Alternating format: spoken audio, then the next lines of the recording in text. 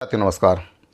मध्य प्रदेश के शासकीय कर्मचारियों को लेकर इस वक्त की दो बहुत ही महत्वपूर्ण जानकारियां आपके लिए लेकर आया हूं। दोनों ही जानकारियां काफ़ी महत्वपूर्ण हैं, इसीलिए आपसे निवेदन है कि वीडियो को अंत तक पूरा जरूर देखें और अगर आपको ये जानकारी अच्छी लगती है तो इसको अपने दूसरे साथियों को शेयर जरूर करें। साथियों, अगर आपने अभी तक हमारे चैनल को सब्सक्राइब नहीं किया है तो कर्मचारियों से संबंधित इसी प्रकार की महत्वपूर्ण जानकारियाँ पाने के लिए हमारे चैनल को सब्सक्राइब जरूर करें। बेल आइकन को प्रेस करके उसको ऑल पर सेट कर लें, जिससे जब भी हमारे द्वारा कर्मचारियों को लेकर कोई जानकारी दी जाती है तो उसका नोटिफिकेशन सबसे पहले आप तक पहुंच जाए।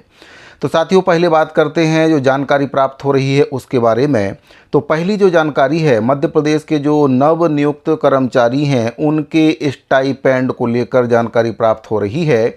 आपको बताना चाहूँगा कि 12 दिसंबर 2019 को मध्य प्रदेश सामान्य प्रशासन विभाग के द्वारा एक पत्र जारी किया गया था और उस पत्र में कहा गया था कि जो भी अब नए कर्मचारी नियुक्त होंगे उन पर 70, 80 और 90% स्टाइपेंड लगेगा। यानी कि उनको पहले वर्ष 70% वेतन, दूसरे वर्ष 80% वेतन और तीसरे वर्ष 90% वेतन दिया जाएगा। यानी कि जो वेतन है उसमें लगातार कटौती की जा रही थी।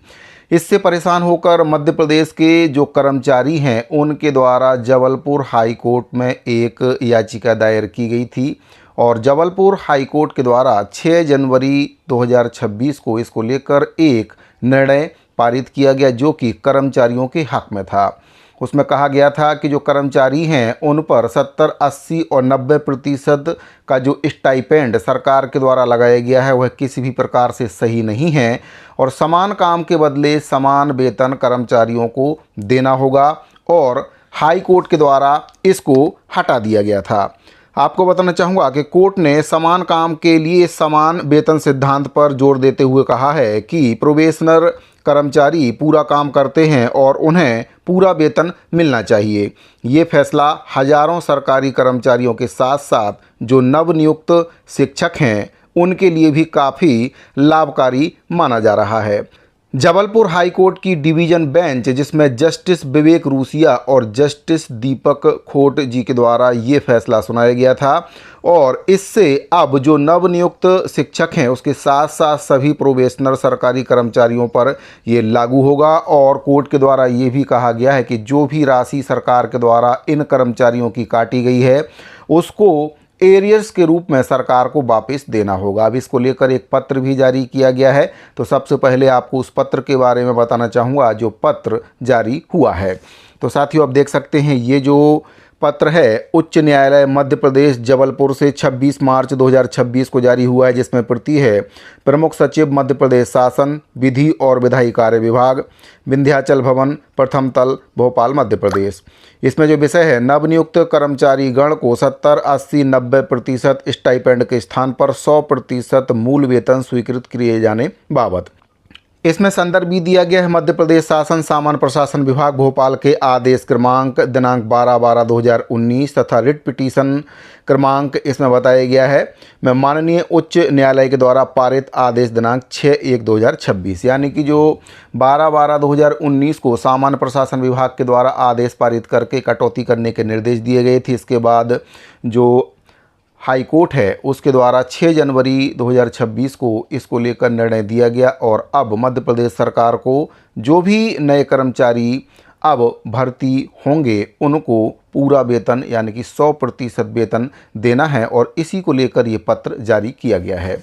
इसमें कहा गया है, यथा निर्देश उपरोक्त विषय अंतर्गत रिट पिटीशन क्रमांक वसीम अकरम और अन्य मध्य प्रदेश शासन और अन्य एवं संबंधित रिट पिटीशन क्रमांक इसमें बताया गया है एवं रिट पिटीशन क्रमांक में पारित आदेश दिनांक 6/1/2026 में मध्य प्रदेश न्यायिक कर्मचारी संघ के मांग पत्र दिनांक 13/1/2026 की छायाप्रति पालनार्थ एवं आवश्यक कार्यवाही हेतु आपकी ओर संलग्न प्रेषित है। मुकेश रावत, रजिस्ट्रार जिला स्थापना जबलपुर, दिनांक 26 मार्च 2026 को ये पत्र जारी किया गया है और इसमें हाई कोर्ट के उस आदेश का हवाला दिया गया है जो स्टाइपेंड को लेकर दिया गया था, जिसमें नवनियुक्त कर्मचारियों को 70, 80, 90% स्टाइपेंड के स्थान पर 100% वेतन देने के निर्देश दिए गए थे।